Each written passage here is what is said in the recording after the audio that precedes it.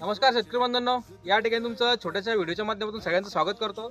आज आपण आलोय गाव अंतुर्ली बुवाची तालुका भडगाव जिल्हा जळगाव। तर या ठिकाणी आपण जे की आपले शरद दादा यांच्या शेतामध्ये आपण आज पीक पाहण्याचा कार्यक्रम त्या ठिकाणी आयोजित केला होता आणि जे की आपण 1 गुंठ्याचं प्रात्यक्षिक त्या ठिकाणी म्हणजे 10 बाय 10 मीटर मध्ये आपण जे की कंच काढून त्या ठिकाणी मशीनमधून काढून त्याचं उत्पन्न दाखवलेलं आहे। तर आपण जे की आपले शेतकरी बंधू यांच्या शेतामध्ये आपण कार्यक्रम घेतला आहे त्यांच्याकडूनच जाणून घेऊ की त्यांना या क्षेत्रामध्ये किती उत्पन्न निघालं आणि अपेक्षित उत्पन्न किती त्यांना। तर अजून तो परिचय करून द्या। परिचय माझं नाव शरद शंकर पाटील, गाव अंतुर्ली, तालुका भडगाव, जिल्हा जळगाव। माझा मोबाईल नंबर आहे 90 22 91 61 17, गाव अंतुर्ली। तर मी 3202 3302 वाणाची लागवड केलेली आहे। तर एका 2 बॅगा लावलेल्या आहेत। तर मी आता एका गुंठ्यामध्ये जवळपास प्रोडक्शनसाठी काढलं तर 1 क्विंटल 4 किलो एका गुंठ्यामध्ये आलं।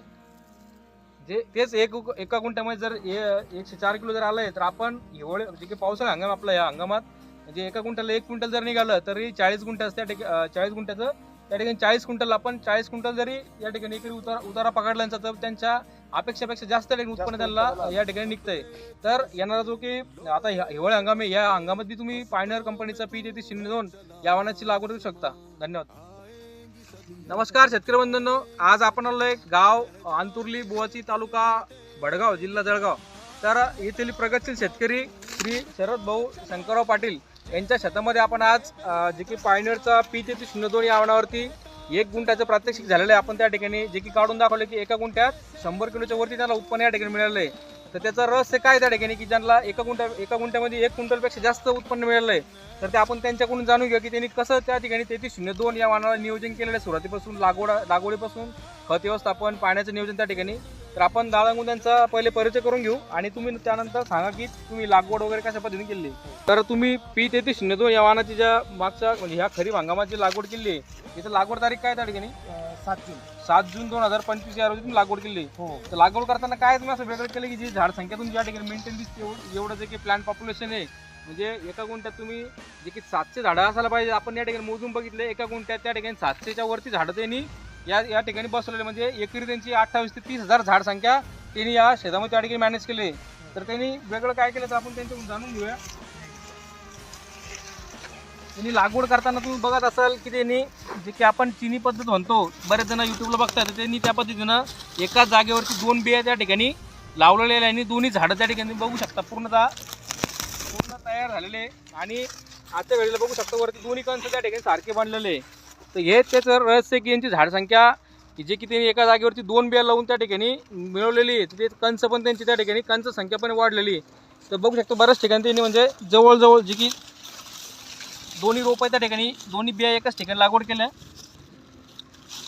आणि पूर्ण प्लॅन दाखव पूर्ण दोन्ही झाडं जे आहेत पूर्ण सारखे त्या ठिकाणी म्हणजे असं नाही झालं की एक कणीस लहान आणि एक कणीस मोठं तर दोन्ही कंस त्या ठिकाणी सारखे बनलेले तुम्ही बघू शकता। आता हे एकाच जागेवरती 2 झाडं असल्यानंतर असं वाटतं आपल्याला की कंस बारीक असेल दोन्ही कंस त्या ठिकाणी सारखे आलेले। तर हेच त्यांचं झाड संख्या मेंटेन करण्याचं रहस्य आहे जे की एका जागेवरती 2 बिया त्यांनी लावून या ठिकाणी झाड संख्या मॅनेज केलेली आहे। जी की 2 फुटात सरी आणि 2 झाडातलं अंतर त्या ठिकाणी जवळपास 9 इंच त्यांनी त्या ठिकाणी ठेवलं आहे। तर त्यांना या ठिकाणी मी प्रात्यक्षिक करून दाखवलेलं आहे की एका गुंठ्यात त्यांना 104 किलो त्या ठिकाणी मक्याचं उत्पन्न आलेलं आहे। तर त्यांचं आता जे की काढतानाच एक एकर क्षेत्र आहे काही दिवसात ते काढतील आणि तुमच्या समोर आम्ही त्या ठिकाणी त्यांची लाईव्ह जे की त्यांना जी बिलपट्टी मिळेल उत्पन्न निघालेली ती आपण तुम्हाला मी व्हिडिओच्या माध्यमातून दाखवणार आहे। धन्यवाद। मी एकरी एक 10-26ची बॅग टाकलेली आहे।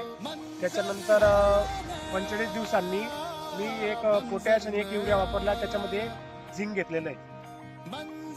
एवढं दिवस आपण केलं हो एवढंच म्हणजे आपण बघता की खताचं पण असं काही वेगळं नियोजन केलेलं नाही जे रेग्युलर शेतकरी वापरतो त्याच पद्धतीने खताचं पण त्या ठिकाणी नियोजन केलेलं आहे। ठीक आहे। तरी पण या वर्षी एवढा जास्तीचा सुरुवातीला पावसाचा ताण होता त्याच्यानंतर जास्तीचा पाऊस झाला तरी अशा परिस्थितीत सुद्धा त्या ठिकाणी यांची कणसाची साईज बघू शकतो चांगल्या पद्धतीने बनलेली आहे आणि निश्चित त्यांना या ठिकाणी 100% चांगलं उत्पन्न मिळाले।